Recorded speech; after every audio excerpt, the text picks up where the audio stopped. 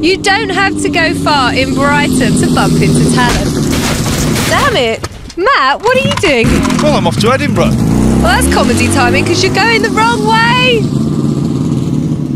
Hello? Oh, I'm over here. Lots of Brighton comedians are showcasing their talent in Edinburgh. We sent Vicky Nangle to get the exclusive. Ladies and gentlemen, you're watching Latest TV.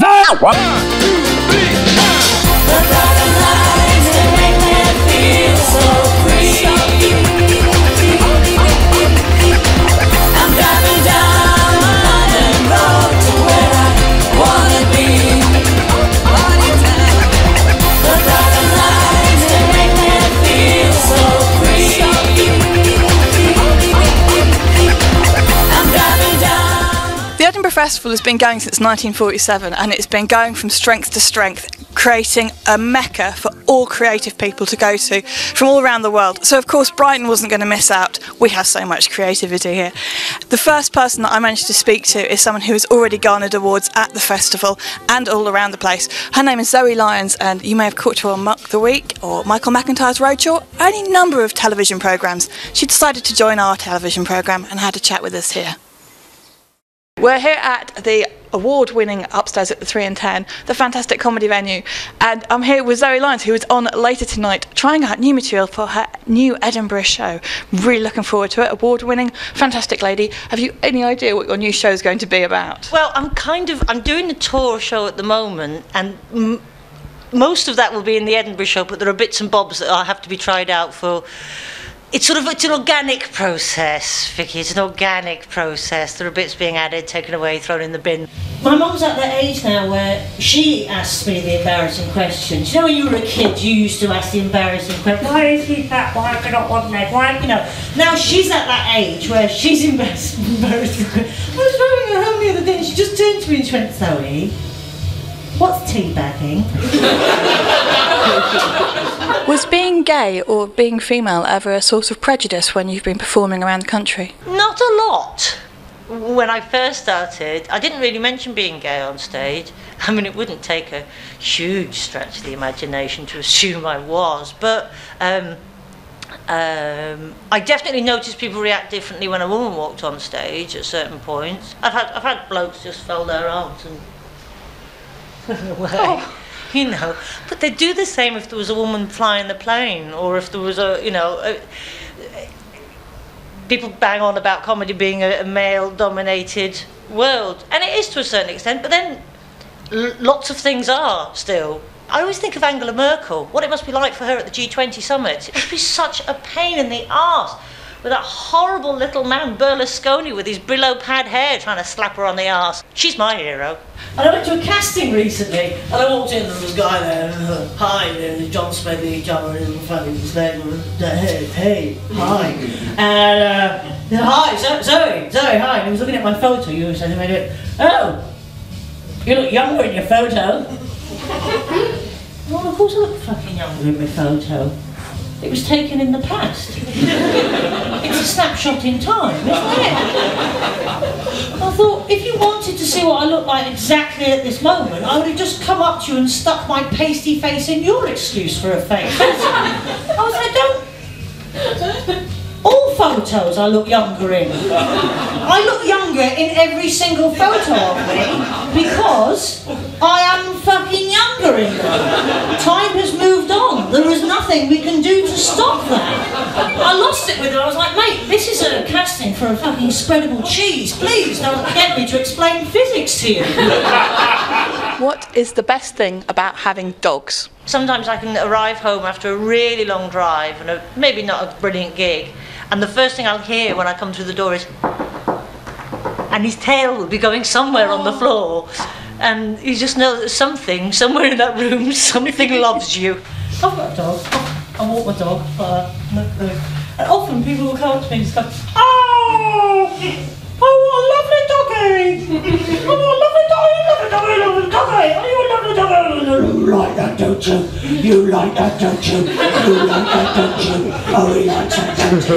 You like that, don't you? One time I just stood there like that, sort of like some sort of, I don't know, pimpy provider of puppy porn. You like that, don't you? You never had no eye contact with me whatsoever. Nothing. Not even how is your nice dog. Just a, you fucking love that, don't you? You like that, don't you? You just think, of course he fucking likes it. He's a dog. It's one of his favourite things. If you'd come up to him and gone, do you like rock music and maybe a bit of Black Malinoff, he'd have probably gone, no, I'm not so fond of that actually. There's a lot of people in Brighton with crutches that don't need them as well. You don't you just walk around with them like bracelets. Hello, Brian! You've been in Brighton for quite some time. What do you love about it? At least once a week you walk down the street and go, only Brighton. You'd only see that in Brighton. That's fantastic. Do you know, I saw a picture of in a shop the other day down the seafront. This is so Brighton. Lesbian mermaids. How the fuck does that work on any level? You know, I'm a lesbian and often blokes will come out and go, so, those, what you do? And you think, if you have to ask, you have a very, very, very limited sexual understanding. But fucking mermaids, what the... Whose fantasy is that? And I like mackerel and I like lesbians. 10 quick questions. First one, who first made you laugh? Probably a parent. Who do you think is the best comic? I like Louis C.K. at the moment. It changes all the time. Who did you want to be when you grew up? Probably an astronaut for a while.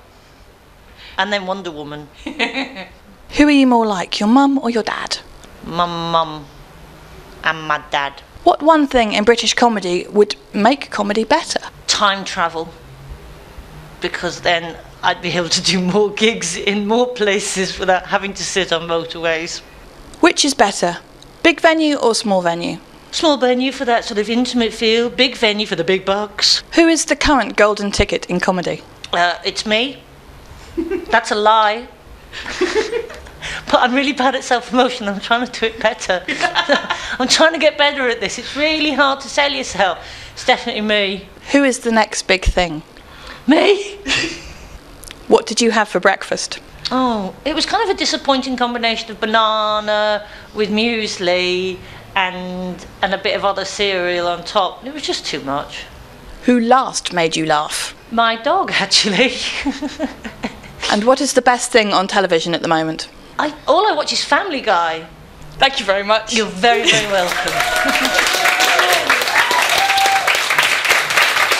Ladies and gentlemen.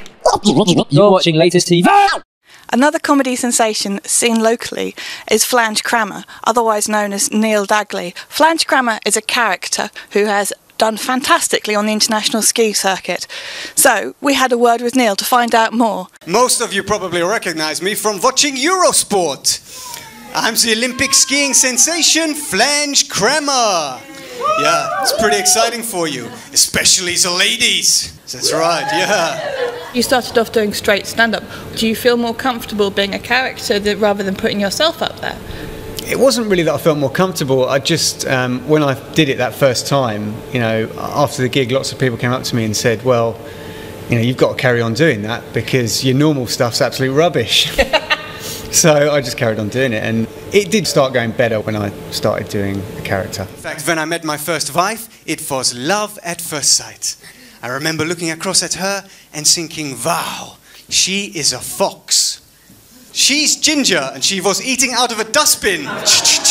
Eat my powder! You sometimes get into trouble on stage. Could you give examples of this? I can't think of a really good example off the top of my head, but there's a lot of audience interaction with Flange Crammer, so you never quite know what's going to happen.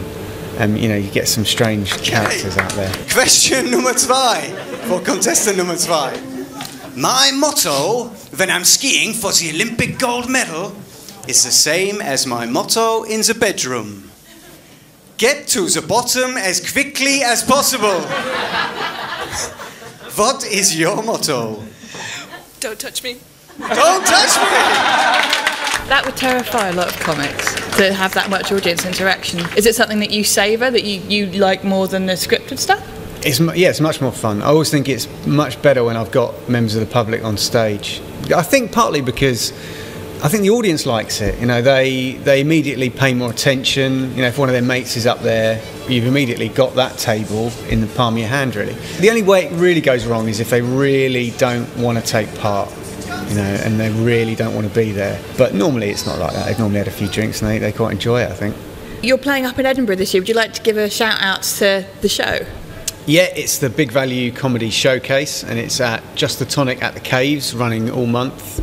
And it should be really good. It's exciting. What time is it? I'm on the late show, which I don't know the exact time of at the moment, but I'm presuming around 10:30, 11 o'clock. So essentially this is a treasure hunt to find flange. I don't know if I would have put it that way.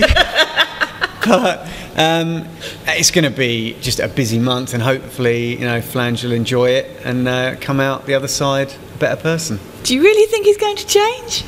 No, I think he's going to be in his element up there, I think, though. Well, thank you very much indeed. I normally give sweets to comics, but as it's the summer, I'm giving you a banana. A summer banana. Thank you very much. Healthy. Appreciate it. Ladies and gentlemen. You're watching Latest TV. Last year up at the Edinburgh Festival, one to watch was definitely Nick Helm, garnering 5-star reviews left, right and centre. He's definitely someone who we want to keep an eye on. After last year's success, he went on to be nominated for Chortle's Best Newcomer Award, missing out just by a whisker. This year, his show, Dare to Dream, is the one to watch. We had a look at what he was performing and we had a little chat with him. Do you like jokes? Do you like jokes? Do you like jokes? Do you like jokes? Do you like jokes? Do you like jokes? Do you like jokes? Do you like jokes? Do you like jokes? Do you like jokes? Do you like jokes? Do you like jokes? Do you like jokes? Do you like jokes? Do you like jokes? Do you like jokes? Stop looking at me like that! Do you like jokes?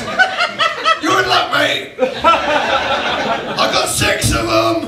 You got fantastic write-ups last year for your Edinburgh. How did you go about doing your show? I gather you spent 6 months writing it. It's a bit weird, really, because I start every year with like whatever's left over from whatever I've done in the past, and I go through all of the stuff, and then I start writing it, and I spend lots of time writing notes and stuff. I won a swimsuit contest.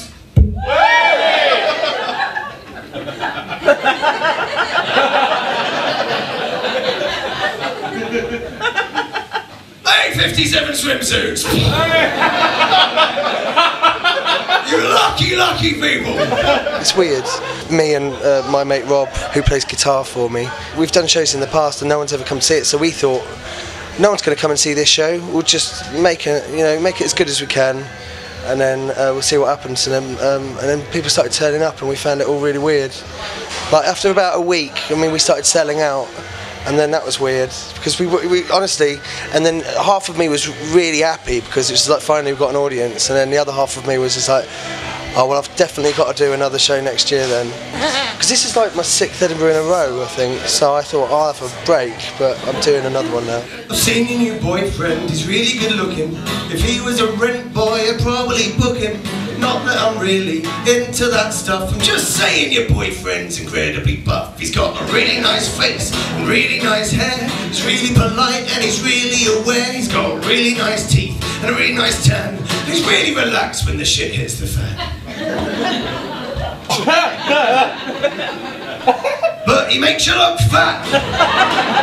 He makes you look ugly like a man. He makes you look old just like his nan. Yeah, he makes you look fat. He makes you look fat. I had the idea for He Makes You Look Fat about 5 years ago, and then when I actually sat down to write it, I think it took about 10 minutes to write. It's actually been covered on YouTube by somebody else. It's got such a unique following. Yeah, it's like a 15-year-old kid. Yeah, it's really weird though, it's weird. Do you think Mr. T likes wearing all that jewelry? Do you think he was just paranoid about being burgled? Oh! This is happening. Right, this is the act. Right? Get on board. Don't get any better than this. Right? How did you develop that persona of shouting? Well, when any comedian starts out, you tend to be on bills of about 16 acts. And you want to do like 5 minutes each, and then it's like a conveyor belt, and it's very difficult to kind of stand out. I think a couple of Edinburghs ago I got genuinely annoyed with how apathetic a lot of the audiences were. But it's taken a while for people to get that it's an act. You hear people in the audience saying, "Oh, you're very angry," and it's just like, well, yeah, that's you've actually just described the act, haven't you? That's a deliberate choice that I've made, and and they comment on it like it's an accident, but the whole point of the act is that I've gone on stage angry, or I'm having a breakdown, and that's the point of the act, you know. They sell a product in Iceland, I don't know if you're aware, they sell a product in Iceland called chicken tikka.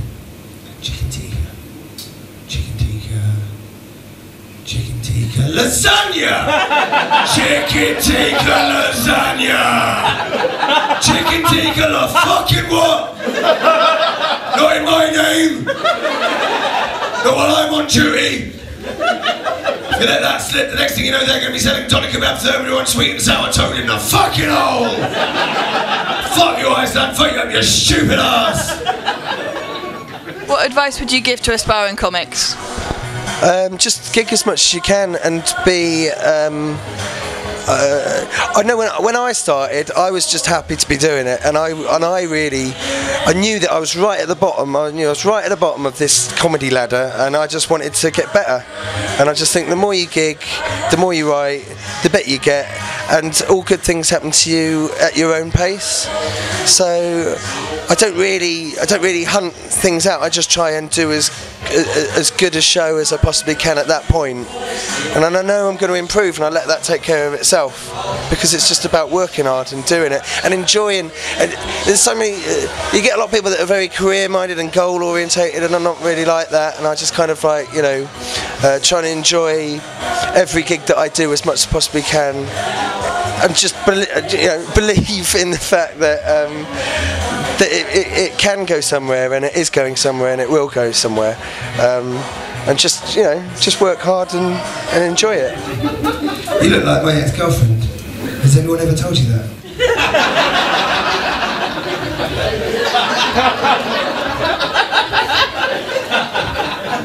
She's married now with a baby. What an idiot. Who marries a baby? What would you like to do in the next year?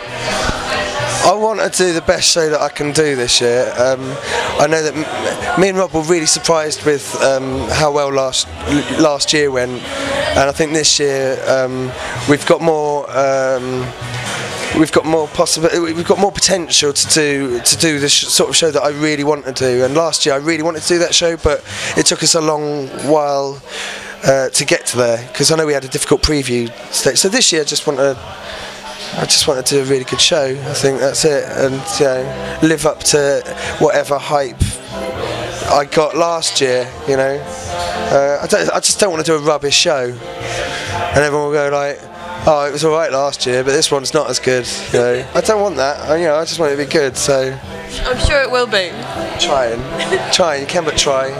I got you, you got me.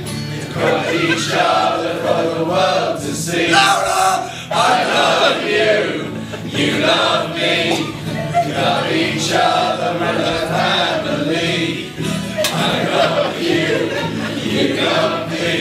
We love each other for the world to see. World to see.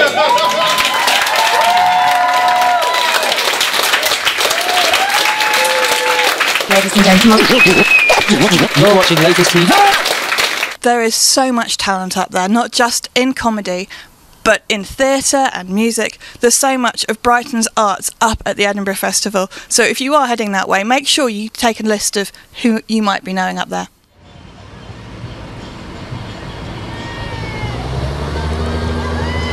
Just an ordinary day in Brighton, and today people are willingly, and I say this, it's true, they're willingly throwing themselves off of a launch pad all the way up there. Did suicide become fashionable? I better find out what the happening is going on here. Now I'm here with Emma Miller from Rocking Horse. Hello. Hello Emma. Tell us all about Rocking Horse as a charity. What it is. Well, Rocking Horse was formed over 40 years ago by Trevor Mann, where the premature baby unit in the Children's Hospital now is named after. And it was really to really look into respiratory problems of young children. Today, you've been putting on this bungee affair on Brighton Seafront, great location. Yes, this is our 6th year of doing bungee on the beach, and yeah, always really good vibe every year, something different and quirky each year. And yeah, this year we've got quite a lot of different things going on, as well as the bungee. We've had quite a few good screamers, although not you. Yeah! Did you hear that scream? She did it! What brave girl. She did it. Did they push her or did she jump? That's what I want to know. Oh my God, your screams. You were up there for quite a while. What was going through your mind? That was so scary. I had to be pushed off because I couldn't let go on my own.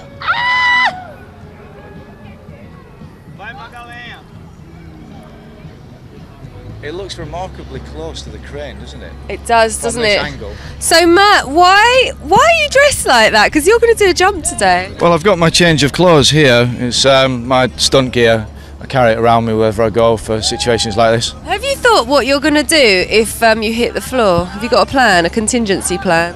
Well, I wasn't really expecting you to ask me that, Val. There have been sort of various people coming up to me saying, have you seen all the serious bungee incidents on YouTube? Would you like to have a look? Do you know what you're getting yourself into? Yeah. Look at this guy, he's just lost his head in a crocodile. And I don't see any crocodiles. Well, I think the main thing really is not to get nervous in a situation like this. So how are you going to cope with your nerves? Well, I mean, I've been sort of meditating on you know, large jumps, big jumps, and jumping off shoe boxes, practicing. The other day I went out to the woods to hang from a rope, and so far it's gone really well. The stunt training has, you know, it's pushed me forward in the right direction. You're quite a bit of a stuntman, aren't you? Can you maybe show us, give us an example of, like, you know, how you've prepared, what you're going to do, the very last, you know, and we'll compare it because we're going to film you later. Yeah, I'd be happy to. Yeah, no worries.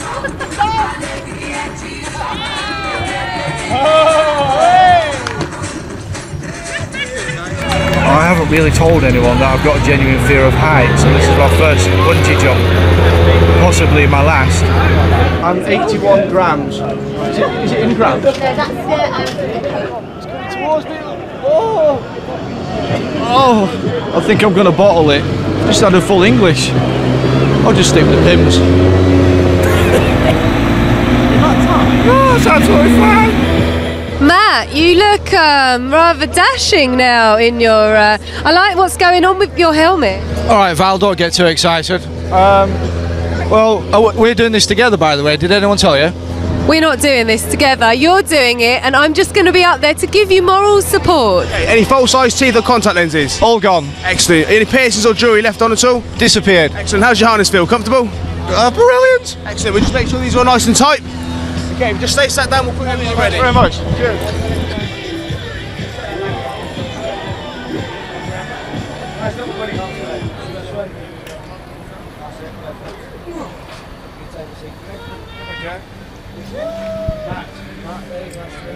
Yeah, please before we start, anything in your pockets? No, nothing. No. The number on your hand, please, Matt. It's the number on your hand, please. Nothing.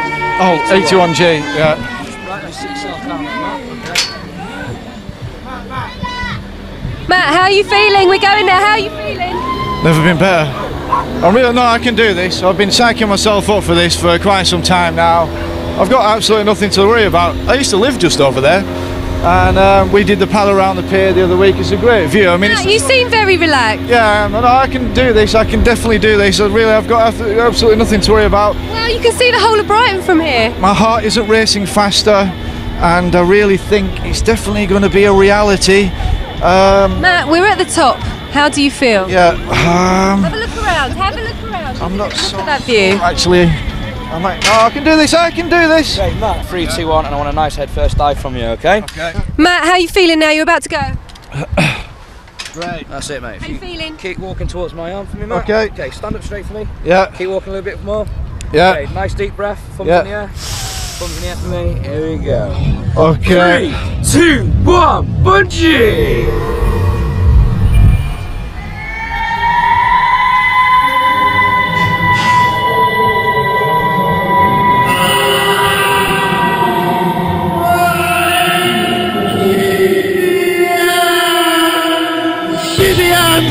We don't make shoelaces like we used to!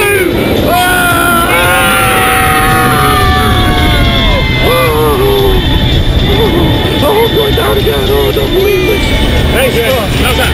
Oh, my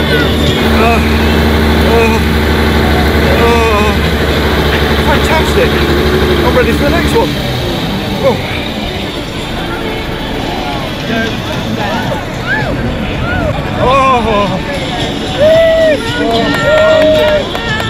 Brighton comedians are not only going all the way up to Edinburgh, they are also jumping off of really high platforms, aren't they, Matt? Why did you do that? Well, I just thought it'd be a new idea for a good cooking programme. You sort of start the jump with a full English breakfast and then see what you end up with. Could you see all the way to Edinburgh from up there? I could see Ditchling Rise and the ice cream van. It's nice, that ice cream van. Would you like a Solero? Yeah. Let's get ice cream. Off we go then. Well, that's all from us here at Brighton Seafront in front of the rocking horse. I personally would rather have been on a nice, steady wooden rocking horse on the ground than jumping out of that over there. Well, I could probably jump out of it now, but not when it's all the way in the air. So that's all from us. We'll see you next time.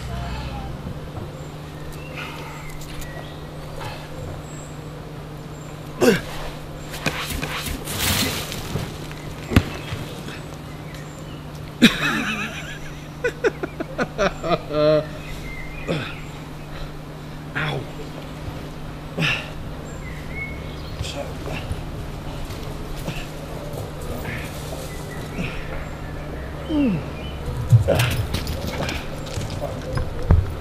Oi, get away, oi!